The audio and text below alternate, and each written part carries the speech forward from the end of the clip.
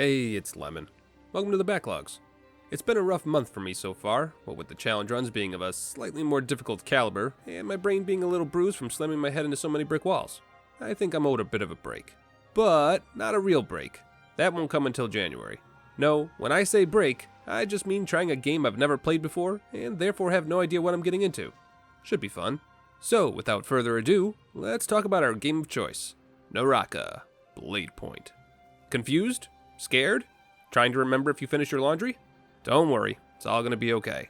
Except maybe not that laundry thing. You should probably go check on that. For those of you who don't know, Naraka is basically Dark Souls if Dark Souls was a battle royale. It's got a heavy focus on melee combat, with lots of weapons to choose from, lots of combos and skills to learn, a freaking counter system. Hey, wait, where are you? Ah! And a whole bunch of cosmetics and other fun nonsense that lets you customize the way you play. Naraka reached out to me asking if I'd show you guys the ropes, and I agreed, but on one condition. I get to play my way. And while they were a bit hesitant at first, when they heard what I wanted to do, they actively tried to talk me out of it, which is exactly why we're going to do it anyway. Today we're going to do our best to ruin an entire online game and break the meta. Can you consistently win in Naraka Bladepoint with only ranged weapons? So, what exactly does this mean for us? Well, we're going to dive into PvP arenas filled with 47 other players, and using nothing but ranged skills and weapons, do our best to come out on top as the only survivor. And considering the entire game is focused around intense, fast-paced melee combat, should be a piece of cake. Oh, and a quick thank you to Naraka for sponsoring this video. I'm sorry in advance for breaking your game. If you like what you see, the description has a whole boatload of stuff for you all. More about that at the end of the video. So, let's get started. The first thing we need to do is pick a hero. There's plenty of heroes to choose from, so we have our pick of the litter. And once we get a few rounds under our belt, we can even start unlocking other characters that might work better for our needs. They all seem pretty cool, and the mid-maxer in me wants to try them all out and see what... Oh, hello. I promise you strength, consistency, and fun! At least one of the three. Well, found my spirit animal. Don't believe me? Look at his special skill. Yep, Tarka's our boy. Oh, and if you think I'm not going to abuse the hell out of that range skill, you haven't been paying attention to the last 50 videos I've made. Let's see what kind of customization we can do here. Okay, some basic faces, that's pretty good. Wait, hold up. Oh no. Oh no. Why would you allow this much customization? Whose fault is this? Do you realize what you've done? Okay, kinda blacked out for a bit there, but I think I've got him just the way I like. Old man Tarka is ready to rumble. What he lacks in melee, he makes up for in experience. Isn't that right, buddy? Haha, you won't regret it. Close enough. So, as you can see, the game wants me to start playing in a team of 3. That way I can get in with players right from the start, and hopefully learn from watching them. But something tells me asking my teammates to use nothing but ranged weapons might, go poorly. So instead, we're gonna focus on solos. I've never been much of a team player anyway. Now, I can't jump into matches with human players on solo mode until I reach level 10. But I can play solo mode in bot mode. So that's where we're gonna start. Probably better for learning anyway. This way I only embarrass myself in front of a few thousand people instead of 47. Wait, let's begin, shall we? If you've played a battle royale in the last few years, you'll already know the basics. Pick a spot on the map, mess around in the lobby while waiting for the map and player list to load, and before you know it, it's go time. Oh, and just a little side note, if the game looks a little choppy, that's just my potato of a computer trying to record footage and play an online game at the same time.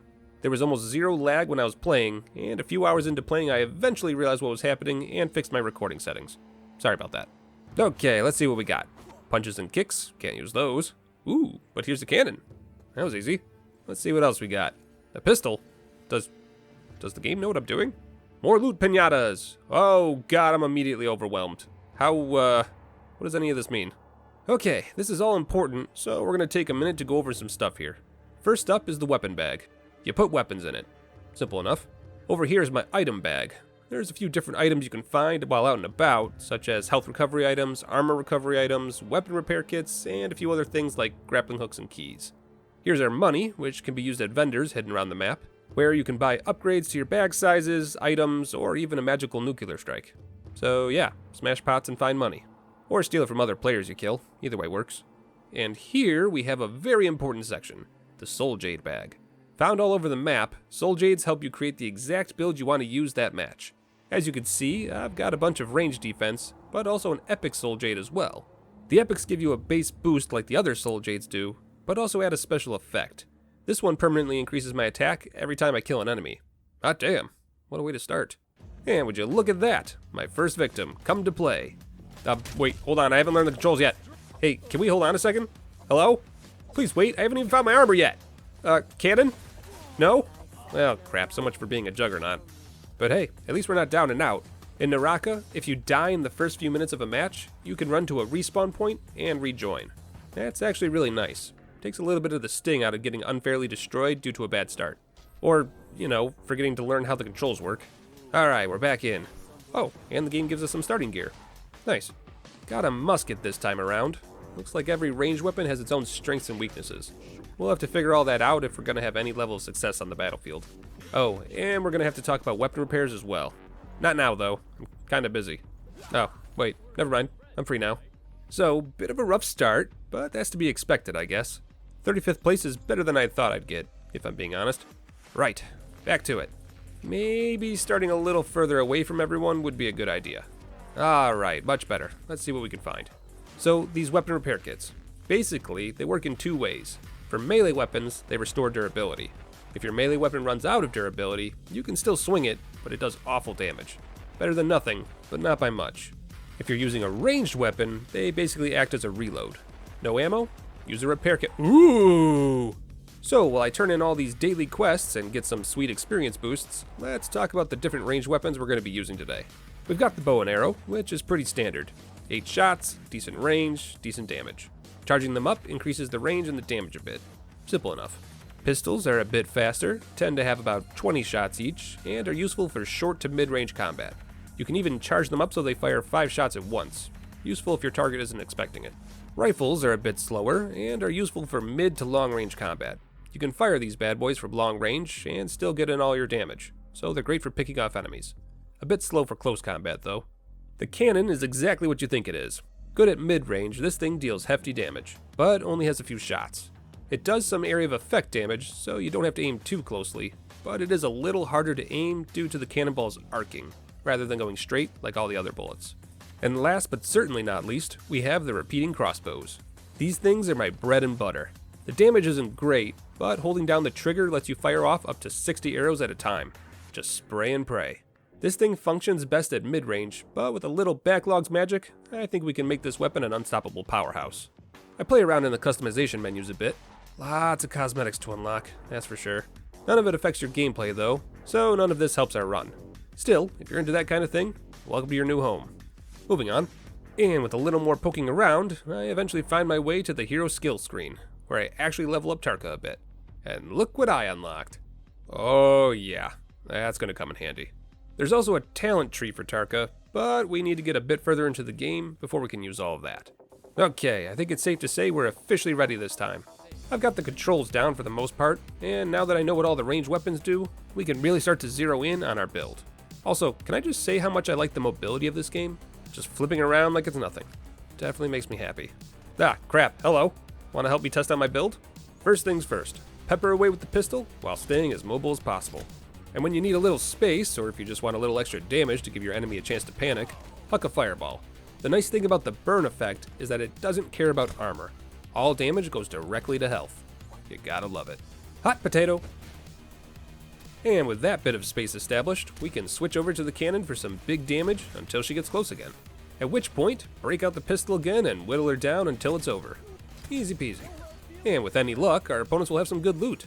Repeating crossbow and some upgrades for my soul jades. Very nice. Is someone hitting me with arrows? Oh, there you are. Here, go play in the darkness.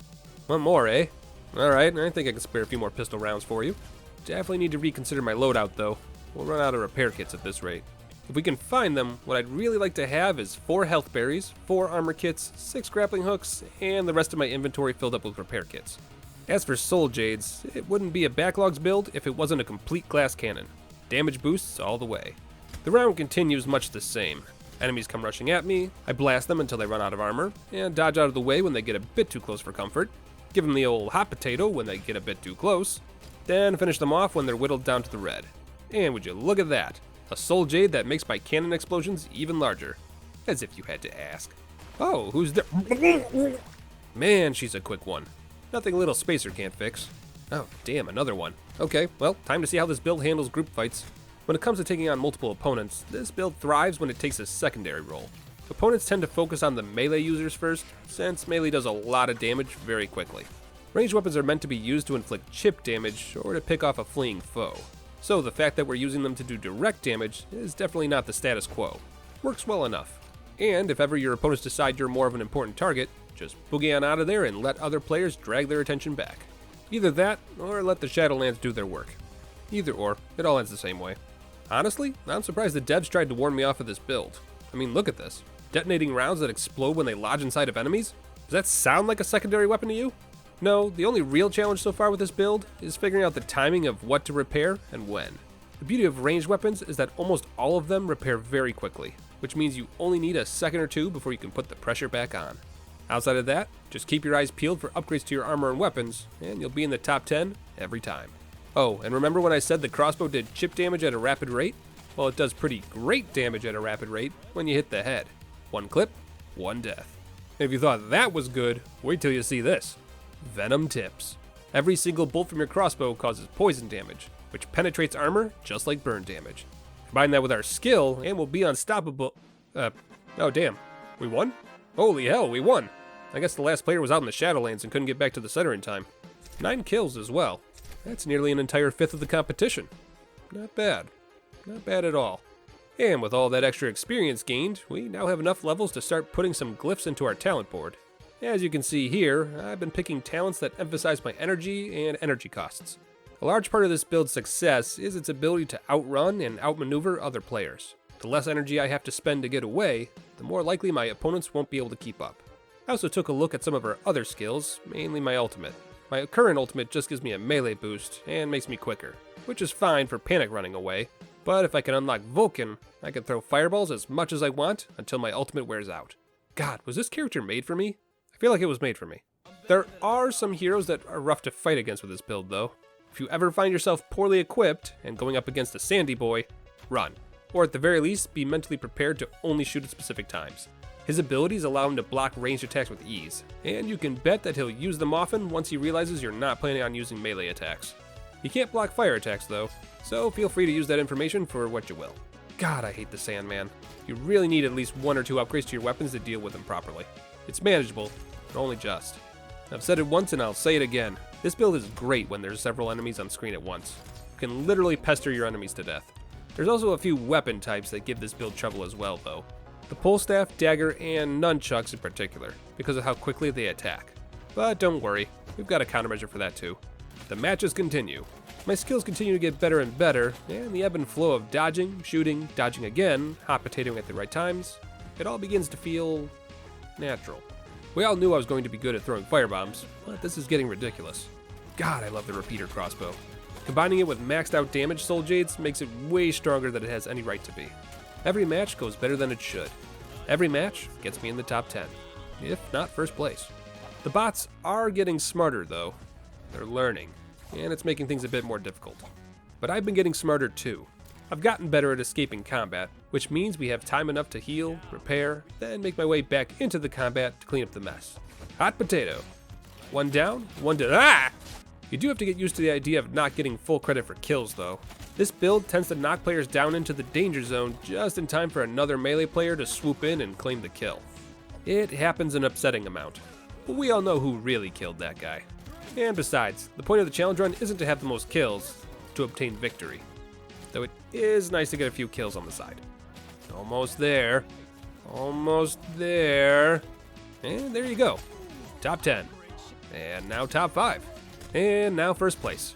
And just like that, we've got ourselves another victory. Looked like the rest of my matches so far, didn't it? Well, what if I told you that was actually a player match? Yep. I just reached level 10 before recording. I guess my fears that actual players would figure out how to counter my build were unfounded. They died just as badly as the bots did. Better make sure it wasn't a fluke. A sample size of 1 is not exactly enough to go off of. You know, I had hopes that the player base would react similarly to the bots I practiced against, but this is ridiculous. In fact, they might legitimately be worse than the bots.